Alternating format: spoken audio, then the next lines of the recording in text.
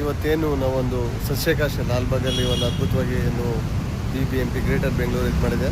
ಹಿಂದೆ ಪೂರ್ಣಚಂದ್ರ ತೇಜಸ್ವಿ ಇವರು ಒಂದು ಸಾಕ್ಷ್ಯಚಿತ್ರದ ಮೂಲಕ ನಾವೇನು ಒಂದು ಇವತ್ತು ಫೋಟೋಗ್ರಫಿನ ಒಂದು ವೈವಿಧ್ಯವನ್ನು ಮಾಡ್ತಾ ಇದ್ದೀವಿ ಒಂದು ಬೇರೆ ಬೇರೆ ಒಂದು ಸ್ಲ್ಯಾಟಲ್ಲಿ.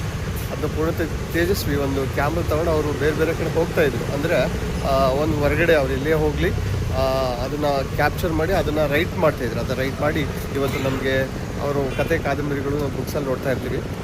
ಅಂಥ ಒಂದು ಪ್ಲೇಸಲ್ಲಿ ಇವತ್ತು ಲಾಲ್ಬಾಗ್ ಒಂದು ಸಿದ್ದಾಪುರ ಗೇಟಲ್ಲಿದ್ದೀವಿ. ಇವತ್ತೊಂದು ನಂದೊಂದು ಫೋಟೋಗ್ರಫಿ ಇದೆ, ಇವತ್ತು ಒಂದು ಕಿಡ್ಸ್ ಮಕ್ಕಳದ್ದು ಒಂದು ಫೋಟೋಗ್ರಫಿ ಇದೆ.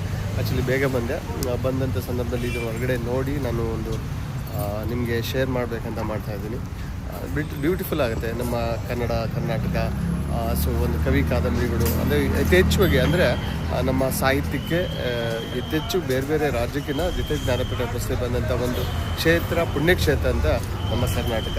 ಅಂಥ ಮಹನೀಯರ ನಾಡಿನಲ್ಲಿ ನಾವು ಜನಿಸಿದ್ದೀವಿ.